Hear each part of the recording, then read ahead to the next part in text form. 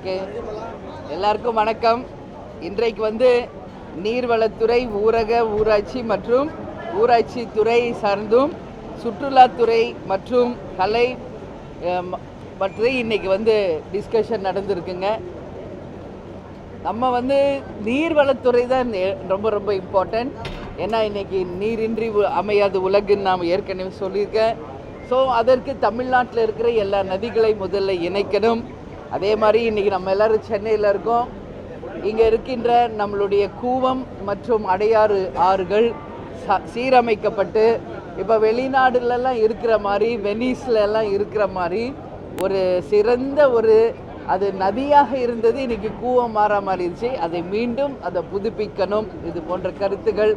அது மட்டும் இல்லை, இன்றைக்கி வந்து சென்னை மகாபலிபுரம் மற்றும் பாண்டி வரைக்கும் க்ரூஸ், அதாவது போட், அந்த ஷிப்பு மாதிரி விடுறேன்னு சொல்லியிருக்காங்க. இதெல்லாம் ஒரு நல்ல ஸ்கீம். அதெல்லாம் வரணும்னு சொல்லி இந்த நேரத்தில் நான் கேட்டுக்கிறேன். அதே மாதிரி நம்மளுக்கு மெட்ரோ ட்ரெயின் மாதிரி மெட்ரோ வாட்டரில் மெட்ரோ அதுவும் சொல்லியிருக்காங்க. இதெல்லாம் வந்தால் நல்ல விஷயமா இருக்கும். பட் எல்லாமே அறிவிச்சிருக்காங்க. நாம் பொறுத்திருந்து பார்ப்போம். இதெல்லாம் வரணும்னு சொல்லி நான் இந்த நேரத்தில் கேட்டுக்கிறேன். அதே மாதிரி என்னுடைய தொகுதியில் பார்த்தோம்னா நிறைய விஷயம் இருக்குது. உங்கள் எல்லாருக்கும் தெரியும், விருதுகிரீஸ்வரர் ஆலயம் இருக்குது. அதனால் அது ஒரு சுற்றுலாத்துறையாக அறிவிக்க வேண்டும் என்பதும், அங்கே இருக்கிற தெப்பக்குளத்தில் படகுகள் விட வேண்டும் என்பதும் என்னுடைய கோரிக்கை இன்னைக்கு. அதே மாதிரி நிலத்தடி நீர், இன்றைக்கெல்லாம் பார்த்தா 100 அடி 200 அடி போர் போட்டால் கூட தண்ணி கிடையாது நிலத்தடியில். ஸோ அந்த நிலத்தடி நீரை வந்து உறுதி செய்வதற்கு எல்லா இடத்துலையுமே ஏரிகள், குளங்கள் தூர்வாரப்பட்டு அந்த நீர் தேக்கம் செய்யும் போதுதான் நிலத்தடியில் நீர் வந்து நிச்சயம் உருவாகும். அது மட்டும் இல்லாமல் குடிக்கிறதுக்கும், தொழில்களுக்கும், விவசாயத்திற்கும் அதன் மூலம் நம்மளால் வந்து தண்ணீரை வந்து கொண்டு வர முடியும். எனவே நிச்சயமாக தூர்வாரப்பட வேண்டும் என்பது மிக மிக முக்கியமான ஒரு கருத்து. இன்றைக்கி டேம்ஸ் இருக்குது, அதெல்லாம் தூர்வாரியே பல வருஷம் ஆயிடுச்சு.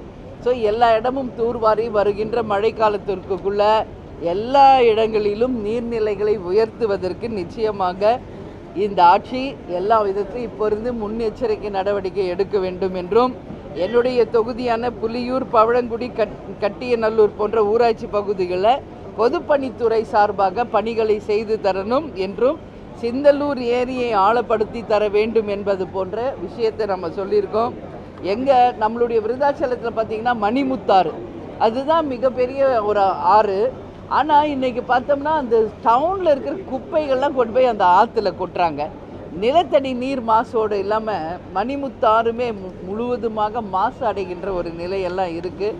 ஸோ இதெல்லாம் வந்து கரெக்டாக ஒரு சிஸ்டமேட்டிக்காக பண்ணி குப்பை கூலங்களை அகற்றி அந்த மணிமுத்தாறை எல்லா விதத்துலேயுமே வந்து பாதுகாத்து கரைகளை பலப்படுத்தி அந்த நதிகளை வந்து நிச்சயம் வந்து ஆறுகளையும் ஏரிகளையும் குளங்களையும் சரி செய்தாலே நிச்சயம் நம்மளுடைய நீர் தேவையை நாம் வந்து நிறைவேற்ற முடியும் என்பதையும் இந்த நேரத்தில் இந்த நீர்வளத்துறை, சுற்றுலா மற்றும் ஊரகத்தை பற்றி நான் சொல்லுகிறேன். அது மாதிரி இன்றைக்கி வந்து வெளிநாடுகளுக்கு இணையாக நாமும் தன்னிறைவு பெற்ற நாடாக மாறணும் அப்படின்றதான் இன்றைக்கி என்னுடைய கருத்து. இன்றைக்கி மற்றவர்களுக்கு வாய்ப்பு கொடுக்கறதுனால எனக்கு இன்றைக்கு வாய்ப்பில்லை. நாளைக்கு நான் துறை சார்ந்து, உணவுத்துறை சார்ந்த மானிய கோரிக்கையில் நாளைக்கு பேச இருக்கிறேன். நாளைக்கு கவன ஈர்ப்பு தீர்மானமும் வருகிறது. ஸோ நாளைக்கு என்னுடைய உரையை நான் ஆற்ற இருக்கிறேன். நீங்கள் எதுவும் கேள்வி கேட்கணுன்னா கேளுங்க. அனைத்து சட்டமன்ற உறுப்பினர்களுக்கும் வாகனம் அறிவிச்சிருக்காங்க. ஆமாங்க, ஆமாம். இன்றைக்கி எல்லா எம்எல்ஏஸ்க்கு வந்து வாகனம் அறிவிச்சிருக்காங்க. அதில் 2 விஷயம் இருக்குது. ஒரு பக்கம் நம்ம வரவேற்போம், எடுத்தவுடனே நம்ம வந்து தப்பாக சொல்ல வேண்டாம். அவர் வந்து ஒரு பெரிய மனசோட இன்றைய முதல்வர் விஜய் அவர்கள் அனைத்து சட்டமன்ற உறுப்பினர்களுக்குமே வாகனம் அறிவிச்சிருக்காரு. இது ஃபஸ்ட் டைம் எந்த சிஎம்மும் பண்ணாதது பண்ணியிருக்காரு. வாழ்த்துக்கள். இதுக்கு வந்து மொத்தம் ஒரு 150 கோடி ரூபாய்க்கு மேலே கவர்மெண்ட்டுக்கு செலவு இருக்குது. ஏன்னா மாத செலவு இருக்குது, வருஷ செலவு, வாகன செலவு. ஆனால் என்னோட மைண்டில் என்ன தோணுதுன்றது நான் சொல்கிறேன். கேப்டன் எப்படி திங்க் பண்ணுவாரோ அப்படி தான் நானும் திங்க் பண்ணுவேன். இன்றைக்கி வந்து பல்வேறு பிரச்சனைகள் தமிழ்நாட்டில் இருக்குது. இன்றைக்கி சட்டமன்ற உறுப்பினர்களாக இங்கே வர்றவங்களுக்கு ஒரு 90% வந்து எல்லாருக்குமே வண்டி இருக்குது, எல்லாருக்கும் இருக்குது. புதிதாக வந்த தாவேக்கா இது போன்ற ஒரு தாவேக்கால நிறைய பேருக்கு இல்லை, அது தெரியுது. ஒரு சிலருக்கு இல்லை. பட் இதனால் வந்து ஒரு 150 கோடி ரூபாய் இதுக்கு இன்வெஸ்ட் பண்ணியிருக்காரு முதல்வர். அதை நம்ம ஒரு பக்கம் வரவேற்போம். அது ஒரு பக்கம் இருந்தாலும் மற்ற விஷயங்களிலும் கவனம் செலுத்தணும். இன்றைக்கி விவசாயிகள், நான் இப்போ கிராஸ் பண்ணி வர எல்லா விவசாயிகள் நிற்கிறாங்க. அவங்க சொல்கிறாங்க, முழு கடன் தள்ளுபடி பண்ணுவாங்கன்னு எதிர்பார்த்தோம், நீங்கள் மட்டும்தான் அதை பற்றி பேசிக்கிட்டு இருக்கீங்க அப்படின்றாங்க. ஸோ அந்த மாதிரி விவசாயிகள், ஏழைகள் உண்மையாக தேவை இருக்கிறதுக்கும் அந்த பணத்தை வந்து ஒதுக்கி முழு கடன் தள்ளுபடி செய்திருந்தால் விவசாயிகளுக்கு அது மிகப்பெரிய ஒரு வரவேற்பை பெற்றிருக்கும். அது ஒட்டுமொத்த விவசாயிகளும் சரி, தமிழக மக்களும் அதை வரவேற்றிருப்பாங்க என்பதை முதல்வர் கவனத்துக்கு நான் கொண்டு போக விரும்புகிறேன். அதனால் இது போன்ற நம்மளுடைய மக்கள் தேவையும் இன்றைக்கி நிறைய இருக்குது. வேலை வாய்ப்பு ஒரு பக்கம், இன்ஃப்ராஸ்ட்ரக்சரு, இந்த மாதிரி விவசாயிகளுடைய பிரச்சனை, இது எல்லாமே நிறைய இருக்குது. ஸோ அதுலேயும் வந்து முதல்வர் கவனம் செலுத்தணும்னு நான் கேட்டுக்கிறேன்.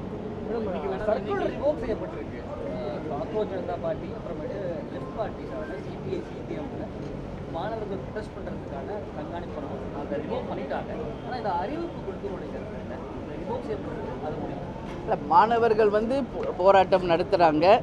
அது வந்து ஒரு நெறிமுறையோடு ஒரு கட்டுப்பாட்டோடு இருக்கணும் அப்படின்றது தான் தேமுதிகவின் நிலைப்பாடு. நேற்று கூட நம்ம சில விஷயம் பார்க்குறோம்.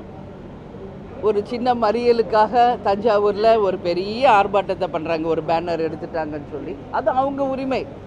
பட் அதுக்காக பாதிக்கப்பட்டது ஒரு அப்பாவி மாணவர், ஒரு ஸ்டூடெண்ட்டாக, இல்லை அவர் வேலைக்கு போகிறேன்னு சொல்கிறார் ஆகாஷ்ன்றவர். ஸோ அது வந்து நம்ம பார்க்கும்போது ஒருத்தர் ஆர்ப்பாட்டம் பண்ணுறது ஒரு கட்சி, பாதிக்கப்பட்டது யாருன்னா ஒரு பொதுமக்கள். ஸோ இதெல்லாமே வந்து நம்ம வந்து கவனத்தில் எடுத்துக்கொள்ள வேண்டும். மாணவர்கள், இளைஞர்கள் என்றதுனால மட்டும் நம்ம வந்து எடுக்கிறது எல்லாமே ரைட்டுன்னு கிடையாது. கட்டுப்பாட்டோடு சமூகத்திற்கும் ஒரு நல்ல உதாரணமாக அந்த போராட்டங்கள் இருந்தால் வரவேற்கத்தக்கது. ஒரு போலீஸ் ஆஃபீஸர் அவரை வந்து கண்டிக்கிறாரு, நீ இங்கேருந்து போகணும் சொல்கிறாரு. அவர் கொஞ்ச நேரம் வெயிட் பண்ணியிருக்கலாம். ரொம்ப இளைஞராக தான் தெரிகிறாரு. அப்புறம் அடிச்சிருவேன், அடி பார்க்கலான்றாரு, அடிச்சிடுறாரு. சரி, ஒரு அப்பா ஸ்தானத்தில் ஓகே, அவர் பெரிய வயசுலேயும் பெரியவராக இருக்கார், அதிகாரியும் அவர் பெரிய அதிகாரின்னு நான் நினைக்கிறேன். திருப்பி அந்த இளைஞர் வந்து ஒரு காவல்துறை அதிகாரியை அடித்தது நிச்சயம் என்னால் ஏற்றுக்க முடியல. சட்டம் ஒழுங்கை பாதுகாக்கின்ற ஒரு காவல்துறைக்கு பொதுமக்களாகிய நாம் தான் மரியாதை தரணும். அப்படி நம்மளே மரியாதை கொடுக்கலன்னா இது வந்து மிகப்பெரிய ஒரு விளைவுகளை வந்து நிச்சயம் ஏற்படுத்தும். அதுக்காக அவர் செஞ்சதும் கரெக்டுன்னு நான் சொல்லலை. எந்த கட்சியோ ஒன்று ஆர்ப்பாட்டம் பண்ணி தான் அவர் வேலைக்கு போகணுன்னு சொல்கிறாரு. அவரை விட்டுருக்கலாம், ஓகே இந்த பக்கம் கிராஸ் பண்ணி போங்கன்னு. பட் அவர் கோபம் வேறு பக்கம் மாறி இப்போ இன்னைக்கு அந்த பையன்தான் பாதிக்கப்பட்டிருக்கான். 6 பிரிவின் கீழ் வழக்கு போட்டு அரெஸ்ட் பண்ணியிருக்காங்க. முதல்வர் கவனத்தில் இந்த நிகழ்ச்சி போயிருக்கு. நாளைக்கு கவன ஈர்ப்பு தீர்மானம் இதை பற்றி தான் இருக்குது. இருந்தாலும் நீங்கள் கேட்டீங்க, நான் சொல்கிறேன், அந்த பையனை மன்னித்து விடுதலை செய்ய வேண்டும். அதே போல் இளைஞர்களும் ஒரு வயசில் பெரியவங்க, அவங்க சட்டத்திற்கு உட்பட்டவர்கள் என்பதை மதித்து அவங்களெல்லாம் அடிக்கிறது தப்புங்க, பண்ணக்கூடாது. ஒரு சட்டம் ஒழுங்கை வந்து கண்டிப்பாக இளைஞர்கள் மதித்தால்தான் எதிர்காலம் நிச்சயம் நல்லா இருக்கும் என்பதில் எந்த மாற்று கருத்தும் இல்லை. போராட்டத்தை பற்றி நீங்கள் பேசுறீங்க, ஆனால் இந்த சர்க்குலர் வந்து கொடுத்ததே வந்து மாணவர்களுடைய போராட்டத்தை உரிமையும் வந்து நசுக்கக்கூடிய வகையில் இருப்பது போன்ற ஒரு பிரச்சனை தான் வருது. இன்னைக்கு காலேஜ்லேயே மாணவர் பேரவை தேர்தல் நடத்தணுன்றது எல்லாமே ஃபாலோ பண்ணுறாங்க, இல்லை கோர்ட்டு கைட்லைன்ஸ் இருக்குது. நீங்கள் வந்து இந்த போட்ட சர்க்குலரே வந்து மாணவர் போராட்டத்தை வந்து தடை பண்ணணும் அப்படின்ற மாதிரி தானே இருக்குது. காக்ரோச் ஜனதா பார்ட்டி வந்து மத்திய அமைச்சரை பதவி நீக்கணும்னு சொல்லி போராட்டம்லாம் நடத்தி வெற்றி பெற்றிருக்காங்க. அப்போ இது தமிழ்நாட்டில் இந்த போட்ட சர்க்குலர் வந்து மாணவர்களுடைய உரிமையும் போராட்டத்தையும் பாதிக்கக்கூடிய வகையில் தான் இருக்குது. அதுதான் இப்போ எதிர்ப்பு. இல்லை, இது வந்து ஜனநாயக நாடு, எல்லாருக்கும் உரிமை உண்டு. அவங்கவுங்க ஒரு விஷயத்துக்காக போராடுறது, அவங்க கருத்து முன்னுரிமை கொடுப்பது, பேசுறது, எல்லாருக்குமே வந்து இங்கே உரிமை உண்டு. அது ஒரு கட்டுப்பாட்டை மீறி, ஒரு வரம்பு மீறி போகும்போது அரசாங்கமும் ஜுடிஷியரியும் காவல்துறையும் அதை கையில் எடுக்க வேண்டிய ஒரு கட்டாயத்துக்கு தள்ளப்படுறாங்க. அதனால தான் சொல்கிறேன், இளைஞர்களுக்கு மிகப்பெரிய எதிர்காலம் இருக்குது. அதை ஒரு நெறிமுறையோடு நீங்கள் செய்யும்போது அதை மக்களும் வரவேற்பாங்க, உங்களுக்கும் அதனால் நல்லது நடக்கும், ஒரு நல்ல எதிர்காலமும் வருன்றதான் என் கருத்து.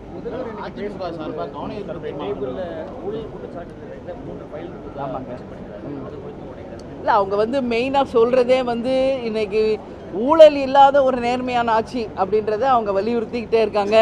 தமிழ்நாட்டில் முதலில் லஞ்சம் ஊழல் இல்லாத நேர்மை ஆட்சின்னு சொன்னவர் கேப்டன் தான். இன்றைக்கி அதை நம்மளுடைய இன்றைய முதல்வர் விஜய் அவர்கள் அதை வலியுறுத்தி ஊழல் இல்லாத ஒரு ஆட்சியை கொடுக்க போகிறோம், ஒரு ரூபா கூட யாரும் ஊழல் செய்ய மாட்டோம், அதில் உறுதியாக இருக்கும், அடிக்கடி அவங்க சொல்கிறதை வரவேற்கிறோம். ஆனாலும் சில பக்கம் இப்பொழுதே அதுக்கான எல்லாருமே ஊழல் வாங்க ஆரம்பிச்சிட்டாங்கன்னு சகோதரர் அண்ணாமலையார், நயினார் நாகேந்திரன்லாம் சொல்ல ஆரம்பிச்சிருக்காங்க. ஸோ முதல்வர் அதை ஊழல் இல்லாத ஒரு ஆட்சியை கொண்டு வரணும்னு விரும்புகிறார். ஸோ அதுக்கு அவங்க கட்சியை சேர்ந்த எல்லாரும், அனைத்து எம்எல்ஏக்களும் நிச்சயமாக அதுக்கு ஒத்துழைச்சு உண்மையாகவே லஞ்ச ஊழல் இல்லாத ஒரு நேர்மையான ஆட்சி வந்தால் நல்லது. என்னை பொறுத்த வரைக்கும் நான் பொதுவெளியில் எல்லா மக்களிடையும் நான் பேசுவேன். கிரவுண்ட் லெவலில் இந்த ஆட்சியில் 2 விஷயம் பாராட்டுக்குரியது. ஒன்று, லஞ்ச ஊழல் கட்டுப்படுத்தப்பட்டிருக்கிறது, அதில் மாற்று கருத்து கிடையாது என்பதை வரவேற்கிறேன். இன்னொன்று, கனிம வள கொள்ளையும் பெரிய அளவில் தடுக்கப்பட்டிருக்கிறது, இதுவும் நம்ம வரவேற்கிறோம். இந்த 3 மாதத்தில் இந்த 2 விஷயமும் ஒரு பெரிய ஒரு வித்தியாசத்தை நம்மளால் உணர முடிகிறது. அதனால் நிச்சயமாக அது ஒரு நேர்மையான ஆட்சி அவங்க நிரூபிக்கணும்னு சொல்லி நான் கேட்டுக்கிறேன். அது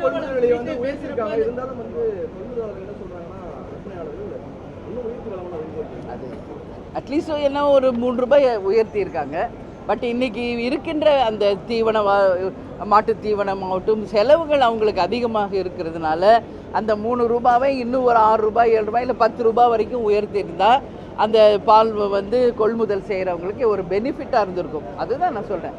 இப்போ இந்த கார் போன்ற ஸ்கீமுக்கெல்லாம் பார்த்தீங்கன்னா இந்த மாதிரி ஏழைகளுக்காக அது பண்ணியிருந்தால் இன்னும் வரவேற்கக்கூடிய ஒரு விஷயமா இருந்திருக்கும் என்பதை என்னுடைய கருத்து, தேமுதிகவின் கருத்து.